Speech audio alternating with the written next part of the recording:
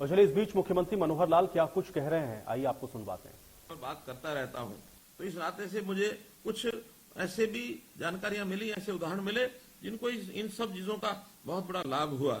अभी पिछले दिनों गुरुग्राम की सबिहा फरहत, इनकी जो जानकारी मुझे मिली है 15 अक्टूबर को, और इन्होंने अपने यहाँ एक फाइल जो कंप्लेंट थी, बिलिंग की कंप्लेंट, उसकी फाइल, उसकी जो अपील जो है वो फाइल की, और उसके बाद डिपार्टमेंट के माध्यम से उनको 25/11 को, और उनका जो शिकायत का निवारण ये हो गया मात्र 1 महीना 10 दिन, यानी 40 दिन के अंदर उनकी समस्या का हल हुआ। इसी प्रकार करनाल के रामपाल शर्मा हैं, जिनको ओल्ड एज सम्मान पेंशन जो दी जा रही है, उनकी पेंशन बनी नहीं, और उसको बाद में हमारे हमारे जो डिपार्टमेंट ने, उन्होंने उसको रिजेक्ट कर दी उनकी एप्लीकेशन। लेकिन जो कमीशन है, कमीशन के पास जो उनकी अपील गई, तो उन्होंने उसको 1 महीने के अंदर अंदर रिजॉल्व करके, और उसका जो उसकी जो पेंशन है उस व्यक्ति की बांध दी गई। राहुल जींद से हैं, जिनको डॉक्टर अम्बेडकर मेधावी छात्र योजना के अंतर्गत पैसा नहीं मिल रहा था, इन्होंने जो एप्लीकेशन दी, तो जो हमारा डिस्ट्रिक्ट वेलफेयर ऑफिसर है उसने कहा कि बजट नहीं है, लेकिन हमारे कमीशन को जब जानकारी मिली तो उन्होंने तुरंत उसका हल कराया, और 1 महीने के अंदर अंदर उसको भी सहायता मिली है। तो बहुत ऐसी सक्सेसफुल स्टोरीज हैं कि जिनको इसका तुरंत लाभ मिला है।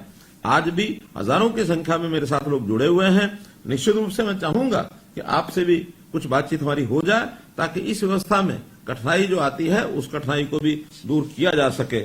मित्रों, आप सब लोगों ने हमारी जो बात सुनी है, और आपको निश्चित रूप से इस विषय का एक आनंद आया होगा कि हरियाणा सरकार की जो सेवाएं हैं कैसे वो समय पर मिल सकती हैं, और समय पर न मिले तो कैसे अपील ऑटोमेटिक हो जाती है, कैसे पहले चरण में अगर अपील का निपटारा नहीं होता तो दूसरे चरण में हो जाती है, और अगर दूसरे चरण के अधिकारी भी नहीं करेंगे तो हमारा जो आयोग है उनके पास पहुंचेगी। आयोग के लोग आपसे भी जानकारी लेंगे, डिपार्टमेंट से भी जानकारी लेंगे, और उसका निश्चित रूप से एक निपटारा करने का काम उनके पास वो आएगा।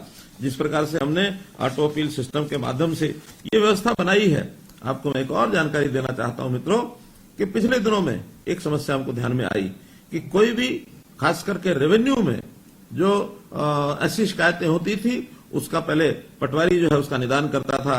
पटवारी ने ठीक काम नहीं किया तो हम तहसीलदार के पास चले जाते थे, वहां अपील होती थी। तहसीलदार के पास निदान नहीं हुआ तो हम डिस्ट्रिक्ट कलेक्टर डीसी के पास जाते थे, डीसी के बाद हम डिविजनल कमिश्नर के पास जाते थे, डिविजनल कमिश्नर के बाद फिर हमें जाने का मौका मिलता था एफसीआर के पास जाते थे। और क्या कभी कभी तमाशा ऐसा होता था कि कोई भी बीच का अधिकारी वो कहता था कि इस केस को जो है ना, मेरे ही बजाय फिर नीचे से रिमांड करके वहां भेजता था कि वहां से फिर सुनवाई करके लाओ। और एक प्रकार से जैसे जैसे हमारी आशा तो ये होती थी कि हम जल्दी से फैसला हो जाएगा, इसका लाभ मिलेगा, लेकिन कभी भी कोई अधिकारी इसको रिमांड करके, जैसे सांप सीढ़ी का खेल होता है, जैसे सांप ने काटा हो फिर नीचे पहुंच गया हो, और ये सालों साल लगे रहते थे। हमने आने के बाद केवल 2 अपील की बात को मंजूर किया।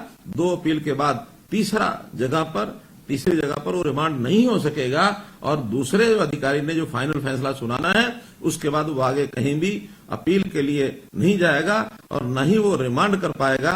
अगर उसको कहीं भी जाना है तो फिर कोर्ट के रास्ते से जाएगा, ताकि हमारे समय बचेगा।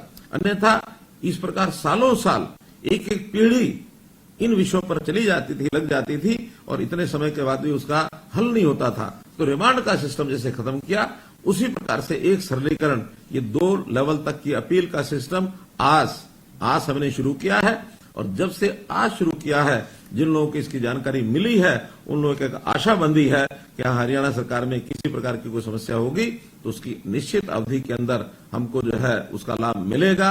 इस आशा के साथ बहुत लोगों ने लाभ उठाया है। आज आप लोग भी उसी के अंदर, और हम जो है आगे बढ़ रहे हैं, और आगे बढ़ते हुए कभी भी कोई कठिनाई आए तो हम इसके लिए, आपके लिए हमेशा काम करते रहेंगे। आपने मेरी बात सुनी, आपका बहुत बहुत धन्यवाद, बहुत बहुत आभार।